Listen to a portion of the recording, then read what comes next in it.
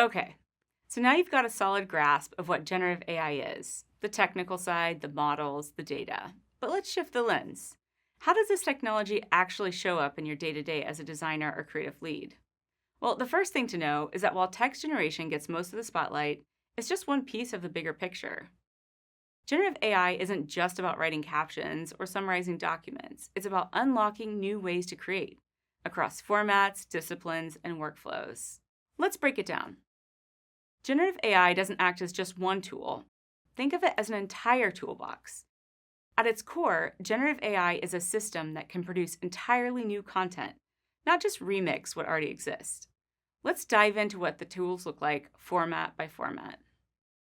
Images. From photorealistic renders to stylized illustrations, generative AI can produce visuals based on a simple text description. Think HD image of a Tokyo cafe at night, neon lights reflecting on wet pavement. You get multiple variations in seconds, a starting point that you can refine, remix, or build upon. Video. A media type that is quickly evolving, AI-generated video is already helping teams visualize motion, transition, and storyboards. You can prompt a concept like slow zoom on a sunrise over a futuristic city skyline and get a visual draft to guide your production team. Vector graphics. With text-to-vector, you can create fully editable graphics. With a simple description, generate scalable, customizable subjects, scenes, and icons. Plus, you can use your own artwork as a reference to create on-brand assets for websites, product labels, and more. Audio. Previously in audio, AI was assistive, like enhancing speech against background noise. Now, generative AI for audio can help you explore tone and mood faster. Need sound effects or last-minute voiceover for a prototype? Generative AI can create sounds to be used across a variety of scenarios. Text. From product descriptions to social media captions, generative AI can help you draft, iterate, and refine language that matches your brand's voice.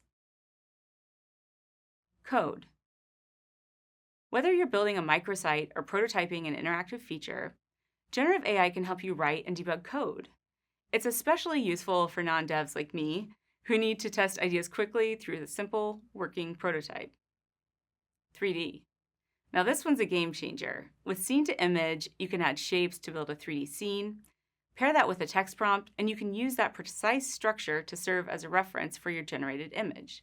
You can create compositions for product visualizations, architectural renders, concept art, and much more. The takeaway?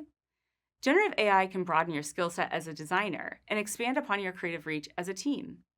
An artist can now turn their amazing illustration into an animated video. A design team can generate dozens of variations and pick the one that works best. So, with this in mind, now that you know many of the possibilities generative AI can produce, where will you test it out first?